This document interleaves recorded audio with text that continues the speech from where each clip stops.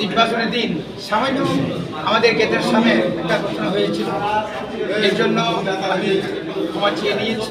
সেই যেই করুক, যে দলের করুক, তো আজকে আমরা বিশেষ করে আমি 13 সিমনা কমাকারী কেন্দ্র থেকে 15,000-এরও বেশি ভোট পেয়ে আমি জয়ী হয়েছি।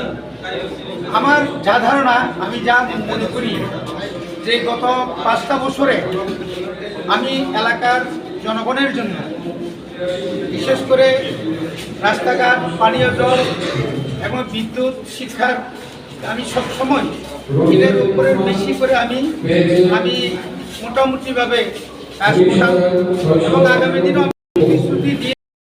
এটা দ্বীপরাসার জয়, খানসা শক্তির জয়, বুবাগরার জয়, ত্রিপুরা পার্টির জয় এবং পুরা ত্রিপুরাসা আমাদের জয়।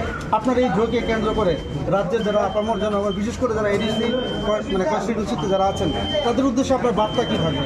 সবাই যাতে শান্তি শৃঙ্খলা মেনে আনন্দ করুক এবং নিজে নিজে কাউকে ক্ষতি না করে, এটাই আমি বার্তা দিচ্ছি। আচ্ছা, আপনার কি মনে হয়েছিল আপনি যে জয়টা পেয়েছেন এতটুকুই আশা ছিল না আরও বেশি ছিল?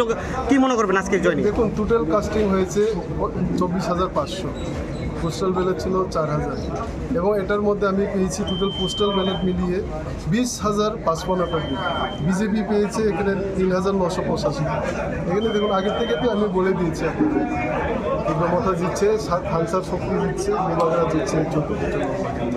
তাহলে কি সরকার গঠন করছেন মাথায়? এটা আমি খবর নিচ্ছি এবং যা পজিটিভ খবর পাচ্ছি সব জায়গাতে খবর ঠিকঠাক আছে, মমতা সরকার গঠন করছে। আর অভিনন্দন রইল আপনাকে এই জয়। ধন্যবাদ।